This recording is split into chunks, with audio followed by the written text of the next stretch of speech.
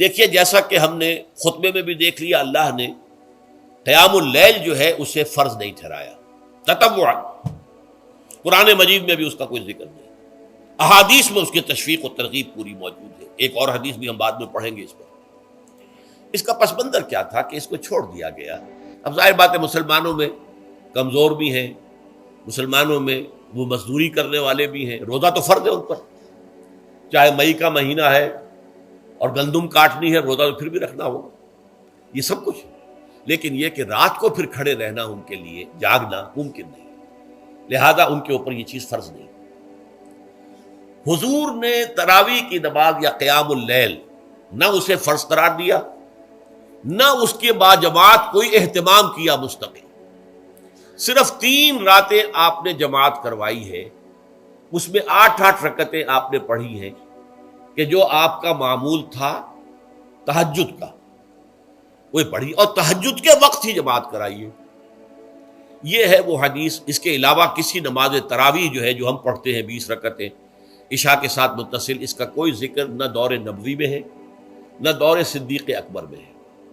یہ دور حضرت عمر کی خلافت میں ہوا ہے، اور ہم نہیں کہہ سکتے کتنے سال کے بعد ہوا ہے۔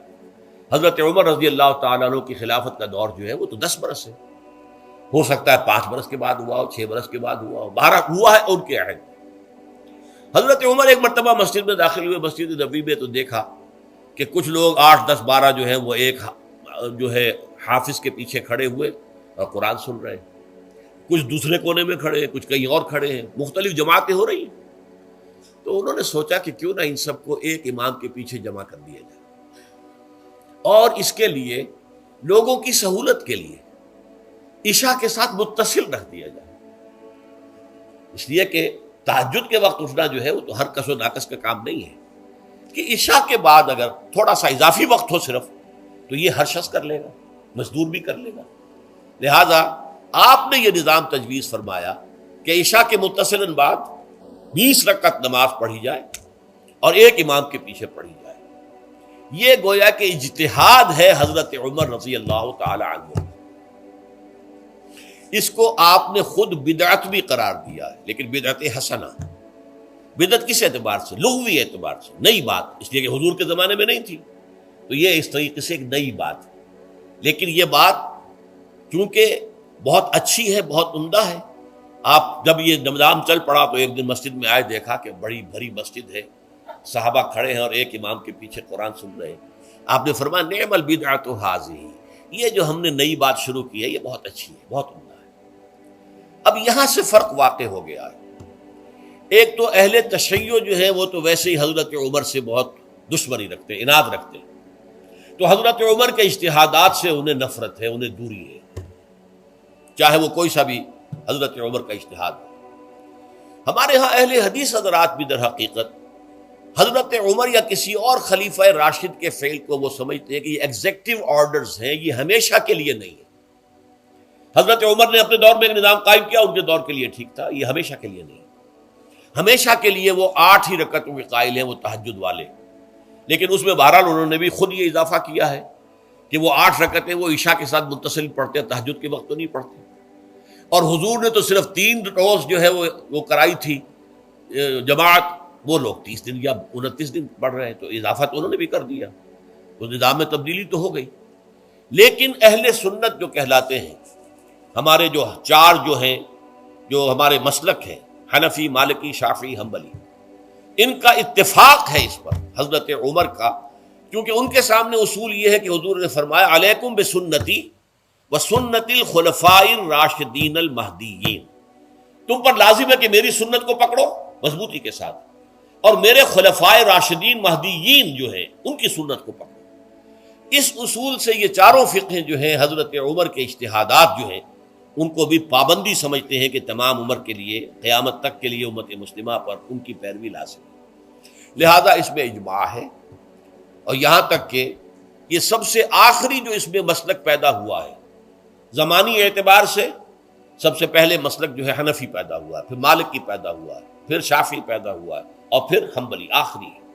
اور امام احمد ابن حنبل بہت بڑے محدث بھی ہیں، مسند احمد ابن حنبل جو ہے وہ بہت بڑی کتاب ہے، بہت اہم کتاب ہے، جامع کتاب ہے، تو ان کے ہاں بھی 20 رکعتیں ہیں، چنانچہ حرمین شریفین میں، سعودی عرب میں، مکے اور مدینہ منورہ میں جو نماز تراویح ہوتی ہے اس کی 20 رکعتیں ہیں، لیکن اہل حدیث حضرات جو ہیں وہ اس 8 کے اوپر اکتفا کرتے ہیں۔ بہرحال یہ ایک اختلاف ہے جو میں نے اس کا پس منظر بیان کر دیا، لیکن اس 20 رکعت نماز سے ادا کرنے سے، جو کہ زیادہ سے زیادہ 50 منٹ یا 1 گھنٹہ لگتا ہے، اس سے وہ قیام اللیل کا حق ادا نہیں ہوتا۔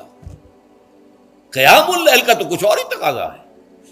قیام کسے کہتے ہیں؟ یہ سورہ مزمل سے واضح ہوتا ہے، یا ایھا المزمل قم اللیل الا قلیلا نصفہ او انقص منہ قلیلا او زد علیہ ورتل القرآن ترتیلا۔ آدھی رات یا آدھی رات سے کچھ کم، یعنی تہائی رات، یا آدھی رات سے کچھ زائد، 2/3 رات، یہ ہے قیام اللیل۔ چنانچہ سورہ مزمل ہی کی آخری آیت جو دوسرا رکوع مشتمل ہے جس پر، اس میں صاف کہہ دیا گیا ان ربک یعلم انک تقوم ادنی من ثلثی اللیل ونصفہ وثلثہ وطائفۃ من الذین معک۔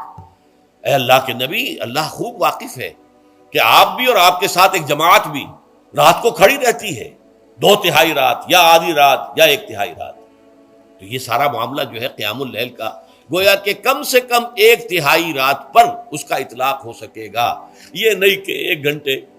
اب کس کے ضمن میں دیکھیے حدیث پڑھیے، تیسری حدیث ہے ان عبداللہ ابن عمرو ابن العاص رضی اللہ تعالی عنہ۔ یہ وہی عبداللہ ابن عمرو ہے جن کی میں نے آپ کو حدیث پہلے سنائی ہے۔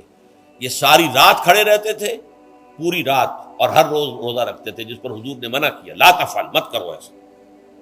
رضی اللہ عنہما، یہ خود بھی صحابی ہیں اور ان کے والد عمرو بن العاص بھی صحابی ہیں۔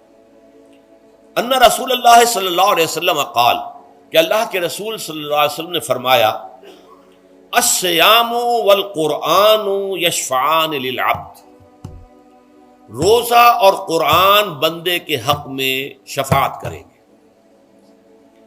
یقول الصیام، روزہ یہ عرض کرے گا اللہ کی جناب میں، اے رب پروردگار، انی منعتہ الطعام والشہوات بالنہار، میں نے تیرے اس بندے کو دن کے دوران کھانے پینے سے اور اپنی شہوت کا تقاضا پورا کرنے سے روکے رکھا، یہ میری وجہ سے روکا رہا، تو میری شفاعت اس کے حق میں قبول فرما، فشفعنی فیہ، میری شفاعت اس کے حق میں قبول فرما۔